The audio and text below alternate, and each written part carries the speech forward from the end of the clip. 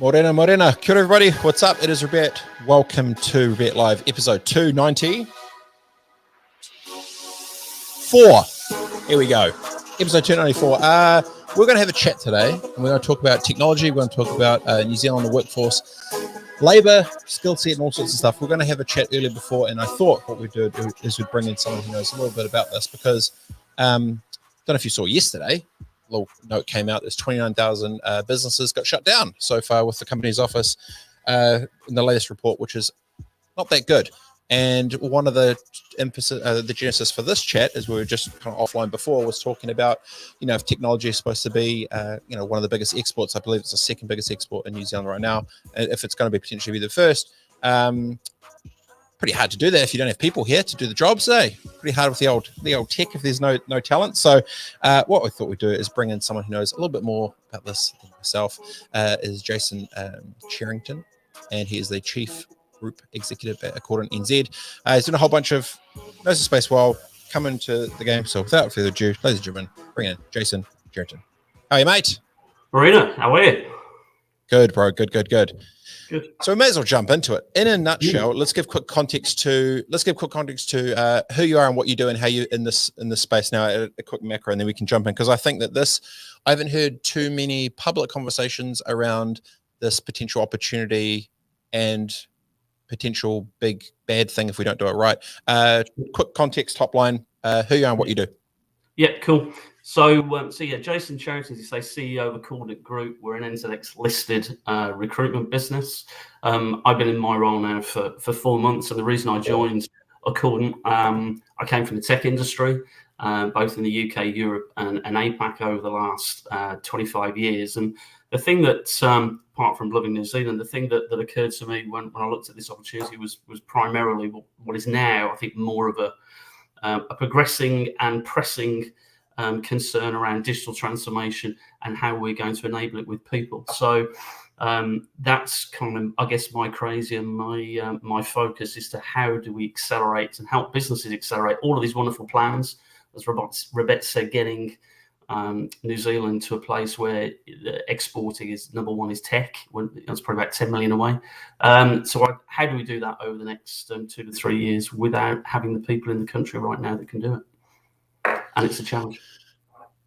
And then amplified on top of that, say even within tourism, nothing's even operating. A bunch of these different sectors haven't even been able to have their normal revenue lines already, right? So you're kind of sitting in a spot now where it's not only these industries on pause, then you've got the talent who can't actually even get in, and then even though it's one of your biggest exports going out. So for quick context from my side, one of the things that I was feeling is when the world was on pause, and I've said it a couple of times, but I really feel pretty strongly about it, is that when the world was on pause, but New Zealand was moving, we had a massive commercial opportunity to be a magnet for global commerce opportunity, talent, tech, a bunch to get to kind of, be drawn as a commercial magnet for potential global opportunity. And nothing happened. There was no silver fern to the world. There was no, olive branch. There was no crazy campaign to try and bring the best and brightest minds. Flippin' zilch, right? Now, in the last couple of weeks with what's been happening in New Zealand, I've got a bunch of people that I'm friends with that have been talking to. They're trying to take capital out of New Zealand. They're trying to take their talent to leave New Zealand. So not only did we miss the swing at bat to have talent come to New Zealand, capital come to New Zealand, global opportunity markets to try and get localized in our country, now it's going the flipping opposite way. So the magnets, instead of going together, they've flipped it the other way, and now everyone's trying to flip and piss off.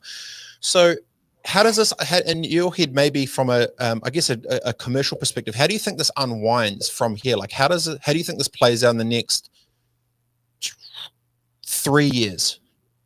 Yeah, it's a really good question. I mean, what you've described there, I see as a bridge, right? So, the whole point around having a bridge is that you have two ends. And if you're looking to bring talent into New Zealand, then you have to have, that strong end. So we've got it in New Zealand. New Zealand, as we know, is a fantastic place to live and to enjoy life and the balance. But it's so much more than that. And when I moved here, 5 years ago with my wife, both of us were in technology. One of the deciding factors was also that innovative, group of people that were hungry to do things like this, have conversations around technology, and really recognise the brain power that we have in the country. And then we went back to the UK over a bridge and brought people in. You know, we had conversations and attracted talent into the country just at a personal level. When you amplify that, you then start to say, okay, that's great one-on-one, but you've got to do something slightly different because it's got to be bigger, right? It's got to be more scale. So that is a challenge when you have high house prices. It's a challenge when you've now got inflation that is not under control currently. We're locked down, so the freedoms, you know, certainly in Auckland and the country generally has been a challenge. So trying to attract those people, the conversation has to start to change because it's not quite the same as it was a few years ago. However, to your point around the concern of talent leaving, we talk a lot about the borders and the fact that we can't get scarce skills market into this country currently, primarily because what is classed as scarce skills. We know in the medical industry, you know, 50% of our doctors are imported into New Zealand. That's just one example of you know, I guess what you class as scarce skills. We can't get enough. And we know that the health industry is under pressure for that, and nurses and so on.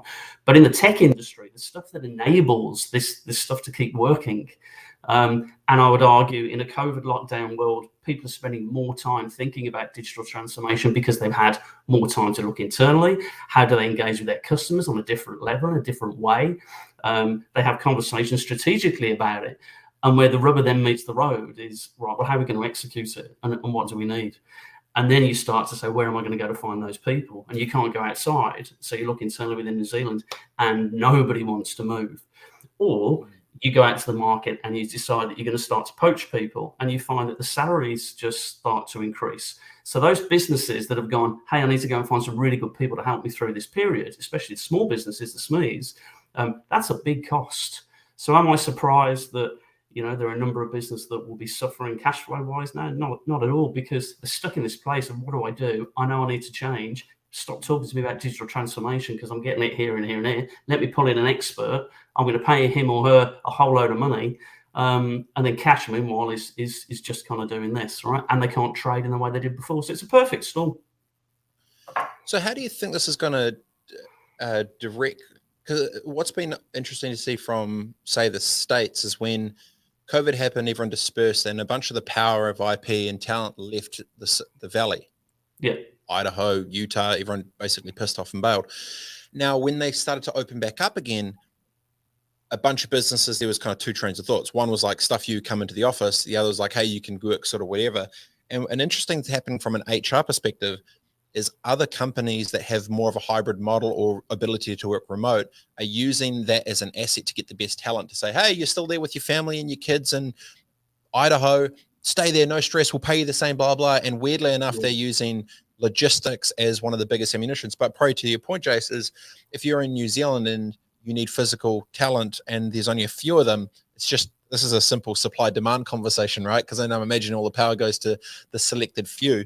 So how does this affect, what's the trickle down effect on the recruitment game when this happens, right? How does this, is this basically everyone just starts charging more or just leveraging each other for the best deal to screw the sign-on bonus? Like how does this practically happen? Like what happens? Yeah, I mean, it's a candidate-led market, right? And part of me, and part of me coming into the industry was, I like the fact it's a candidate-led market because, you know, we've all been through scenarios where you deal with a recruitment business. You know, you're the top dog, you're the one that they want, and therefore you get all the love and attention. And then, of course, the second that goes off to the right, you hear nothing.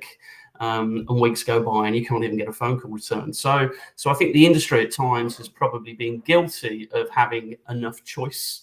That's changed over the years, and I like that because it means people are having to start to look after candidates and look after people and do the right thing in business. And I kind of like where that morally pushes people to.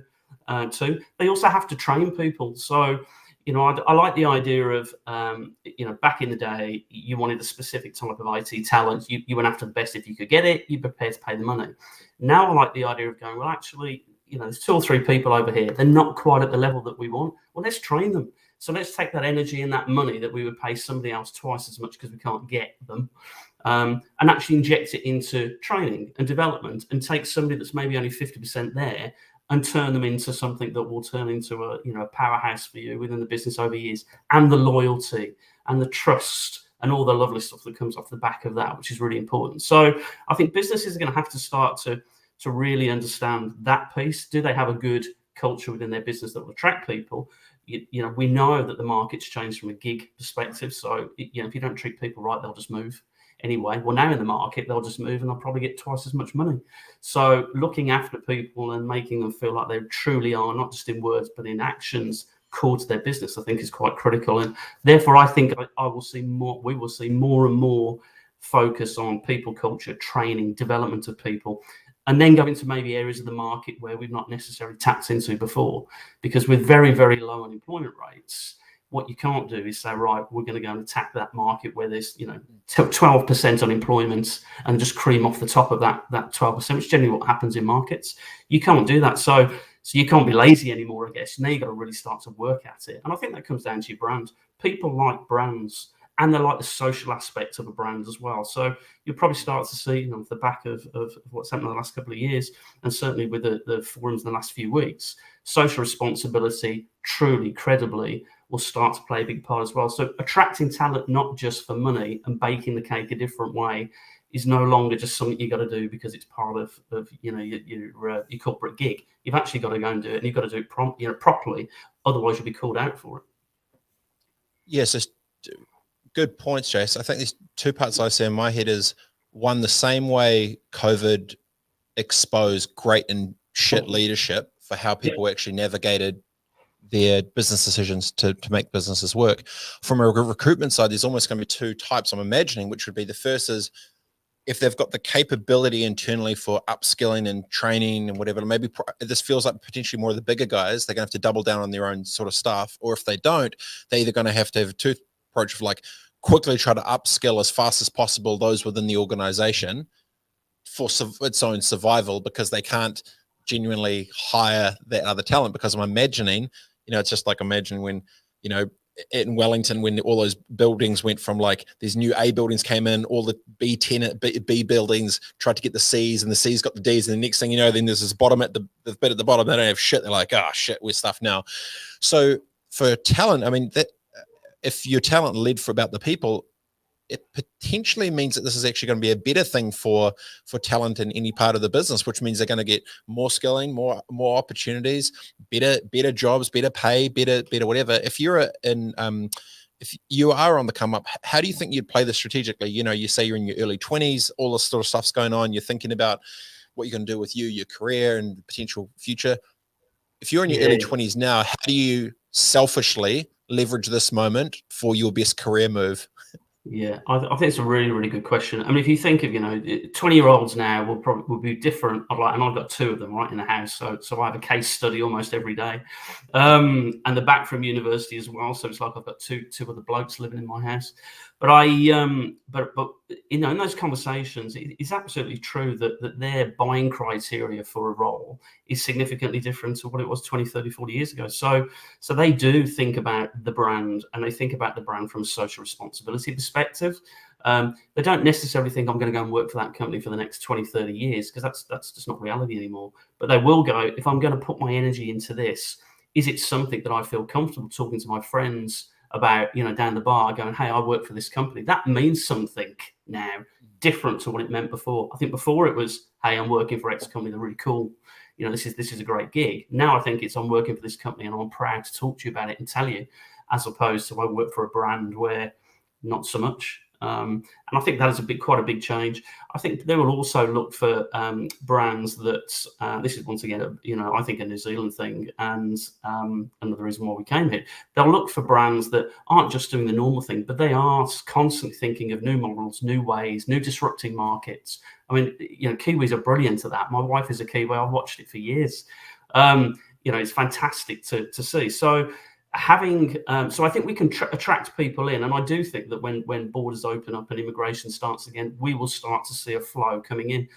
The challenge that what we're going to have to compete with is not necessarily the other end of that bridge. That bridge could be the UK, could be Europe, could be the US. It's Australia, right? So when that border opens up, how do we ensure that what we don't lose is the brain power and the talent to what is the closest just over the pond, where wages may be slightly higher, cost of living will be lower, buying a house will be a bit more will be easier. How do we ensure that we keep the talent here and not just skip over when that border opens up? And I think that is another point. 30 hours away on a plane is a long way away, right? 3 is a skip. So how do we ensure that our talent and our young people stay here on this island and keep rebuilding? And I think that is all part of the stuff that we're doing generally as a society. I think we're thinking more about that now than we did before, but there's still a lot more work to be done, but it's got to be called out as a risk. Otherwise we can't approach it, right? So from people that you're talking to in this space, is there 2 trains of strategies or thought around what bubbles open up sooner, depending on what their talent acquisition strategy will be for talent within organizations? Are they going, because at the same time, as soon as that bubble opens back with Australia, they're doing the same in Aussie to try and get our talent too, right? So then you've got the local plus that next bubble market. So I'm then thinking, okay, well, I'm sure they've probably thought about, just like an airline, okay, if we open up to Canada, if we open up to England, if we open up to like where we can try and get the talent in. So do you think there's almost like a logistical game of chess happening now in terms of the HR strategy? Which I never actually thought of that, which is I'm quite interested in it, because then genuinely they'll be going, okay, if this opens, we need to do this. If that opens, we need to do that. Like, how many different layers? That's, I guess, one layer down if we're playing chess versus checkers. Like, what do you think the biggest sort of, I guess, mini ninja move is in terms of talent acquisition or thinking about the strategy for recruiting for businesses? Like, what's something that you're kind of coming across at the moment that you're like, oh, that's smart, or that's well played? Like, what is it? It's a good question. Thanks for putting me on the spot with that one primarily, because I'm not going to put my killer move and my power move on the table. Okay, but cash envelope, you slide a little it's in a bag. It's not. I don't think it's so much from a government perspective. I don't know. Our government's considering how we're going to open up immigration in specific areas and the effects of the economy. I don't know, is my honest answer. Our business is thinking about where they will go and play hard. For sure. I mean, in a fragmented market as we are in a lot of areas of the markets, and the businesses that are suffering, some of the guys will be out there and girls will be out there trying to find businesses to get into markets that they're not got into before, because the price point's now more digestible. I think in that regard, we've just got to be careful that we don't let the wrong types of investors in. And I know you've done a bit about this in the past. There's a lot of hawks that fly around at this time of a market development. We've got to be careful that they don't swoop in offering bags of gold, with outcomes that we all know are not quite as they originally seemed. So I think they've got to be careful around that. But there's definitely opportunity in a fragmented market to acquire, and I think businesses will be focusing on where can we accelerate and maybe even get something back from an earnings perspective by buying something that gets us into a new market or a new area geographically once immigration, the borders open up. Maybe areas that they've considered before, but it hasn't been a priority. Maybe now it is. So I think we'll see a bit of that. Yeah, that's an interesting mini segue, Jason, to this these predatory players that are in the market. So, okay, without getting into, I guess, details on too much of the nuts and bolts, basically there's a wave of, I guess, bad capital that are wanting all of these good things to crumble and crash and turn to shit so they can come through and get them on the cents to the dollar. And so weirdly enough, as a defensive strategy for these businesses who may be struggling to think about the talent acquisition pathways, is they need to realize that if they don't, and they don't have the best talent and things start slipping down, the company's office came out with that, 29,000 different small businesses have then now stopped and closed. That is exactly what the type of companies, or, this is a prime market for those that do bad things to come along and wave a few little sprinkles to do some pretty bad things in the market, which is pretty tough because it puts these businesses owners in a pretty tricky, precarious position, right? Aotearoa said, I think I put it up before, I've met a few young men keen to work in the tech industry. No one wants to give them a opportunity. So Aotearoa, like, interesting comment. I'm wondering, is the reason that that's not happening because they haven't got the internal capability to either upskill or want to do that? Because they need the talent at the top to fix the problem instead of investing in the future, which is basically they may not be paying off until the end. Because I'm imagining in most of these businesses, if there's big gaps in the business, what they probably want is to pay someone to come in and plug the gap, right, to survive. They're probably just like, come in, fix this thing, just here's $100,000, piss off, just make my business not crumble. Like, is that pretty accurate read, or do you are we missing potentially something there, Jason? I think that's a good read. I mean, there's a lot of project work in IT, right, by nature of what it is. So people bringing people in for a very quick, short-term fix needs a certain skill set to be able to do that, right? So I think you're right. That is one part. However, for people that want to get into the tech industry from adjacent industries, then that once again will change, because the industry's having to realize they can't keep going to the same pool, because that pool is almost non-existent now, unless you're going to keep putting your wage bill up. So looking at adjacent markets and giving people opportunities is once again part of that journey of development and training, which I think will have to change. So, and I'll say to your individual that just dropped the note, reach out to me if you're looking for a role in IT. There you I'll go. put you onto the people that know. There you go, Anadu. Steve also jumped in. Yeah, you've got to be two streams of development and acquisition. Steve's very smart. Man, Steve, feel free. I'll put the link here, Steve, if you want to jump in, because Steve always has some pretty good things to add to the mix. I'll just put a link in there, Steve. If you get a link, feel free to jump in the mix. The other thing about acquisition, of course, is you get the people as well, right? So there will be businesses going, I can't get that talent. I can't pull that talent in. Okay, all right, well, let's look at our market. Let's go and seek, potential acquisition, and not just on the back of earnings, but actually look and see what sits within that business from a people capability perspective. And is it sustainable, robust? Are the people all going to stay? People will be thinking about building their capability up by that, not just by the earnings number. And that might be an interesting one when it comes down to how people view valuations on acquisitions. Interesting. You had a point before around employers kind of looking more, instead of just being like, hey, I've got the brand and a stamp, actually to think about, what the business stands for. So it kind of feels like there's a shift going away from just commerce into, more care and community and culture. And it's a shift. And I think you're right as well, Jason. It's not definitely like it was, I imagine, in the 50s, 60s, 70s of, I worked at Xerox and I was there for 30 years and I got my Rolex, I think it feels, I mean, I don't know because I'm kind of unemployable, but it feels that anyone that's growing up now that's coming out of university isn't thinking in their head, I'm going to try and lock in a job somewhere for 30 years. It feels like that's already switched. And now not only is it switched from, I guess, long-term loyalty, it's weirdly enough kind of turned into, I guess, transactional, but with something with a bit more depth. Maybe instead of width, maybe it's a bit more depth. And that's probably potentially a good, because it's not necessarily transactional of like, I'm going to go lily pad around. I think it would be right to say that they want their work to have more meaning, like they're looking for more depth in their existence. Yeah, absolutely. I mean, there's a Edelman's Trust Barometer is an interesting piece, and I'll send you a link. You can have a read of it. But that kind of talks. This is a kind of global view around how people trust either the government, their employers, their colleagues, etc. And what does that mean in a work perspective? And when you read through the latest version of that trust barometer, what's changed? Well, actually, no surprise, trust towards government has changed. Now I kind of trust the company more than I trust government. And within that company, actually, I trust my manager, the person that I'm working for. And I think, previously you joined businesses, and I know it sounds like a bit of a soundbite, but I think it's true. You've joined brands and you joined businesses, right? Now I think younger people join people.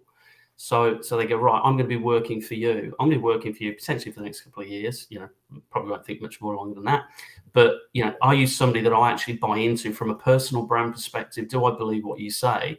Not just you're working for Google. Well, I know that, or you're working for. So it's a different element, because they're thinking about their interactions every single day. They're not necessarily career building.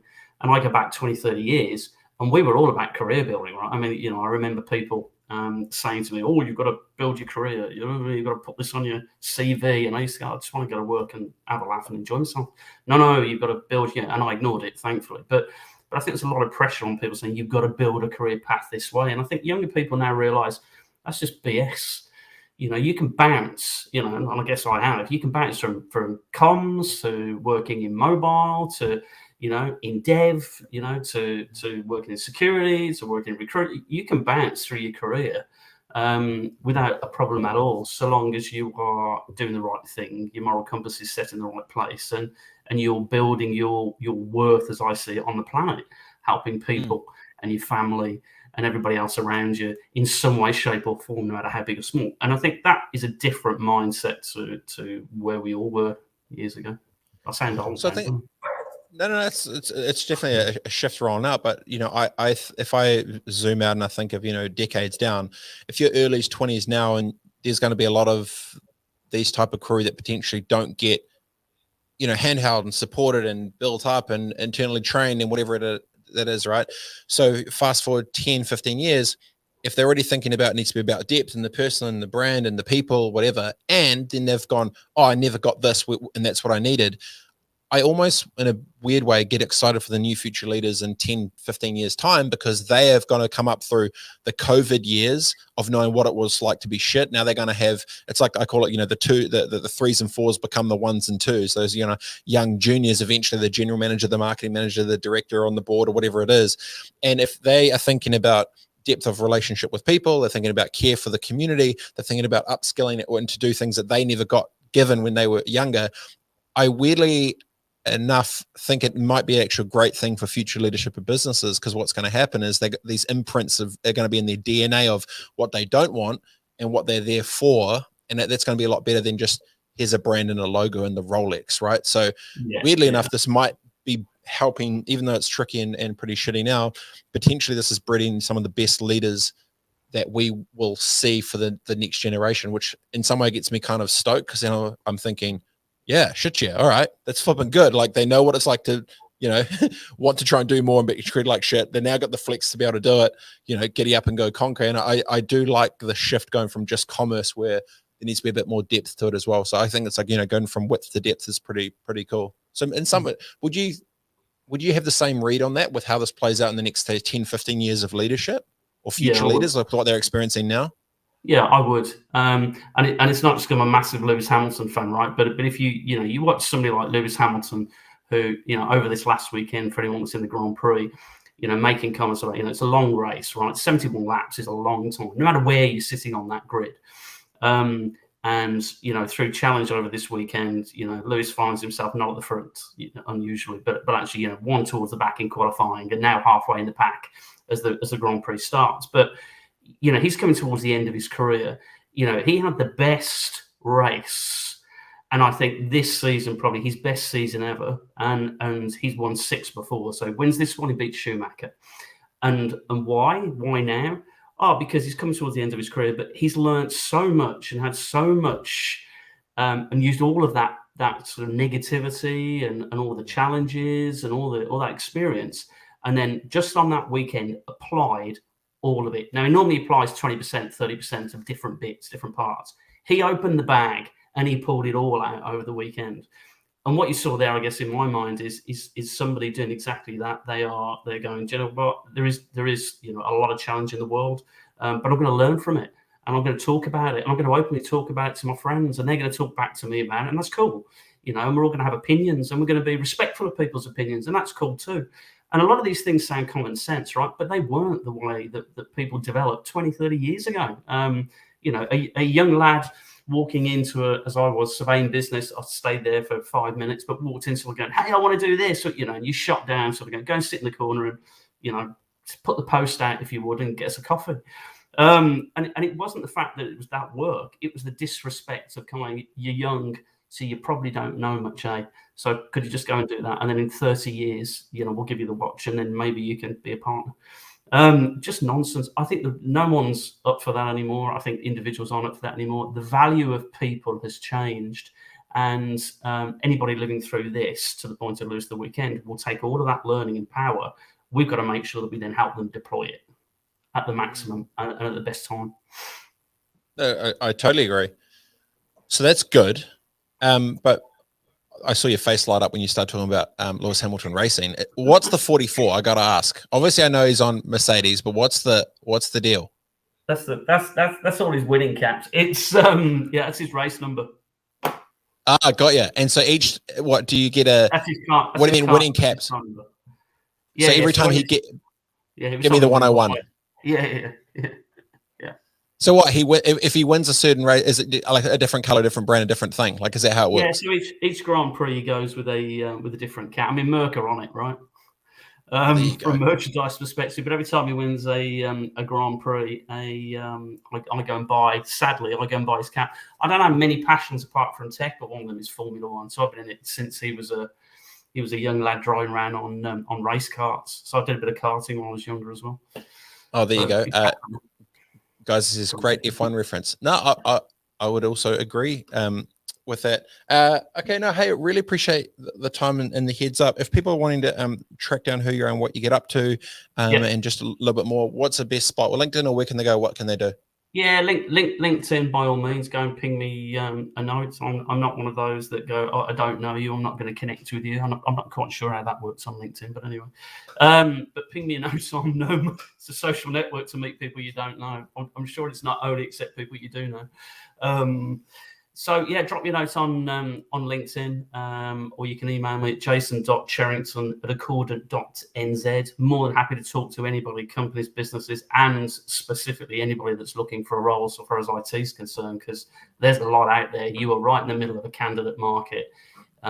So if people want to talk to you, that's probably more reflective of the individual than it is you. Richard.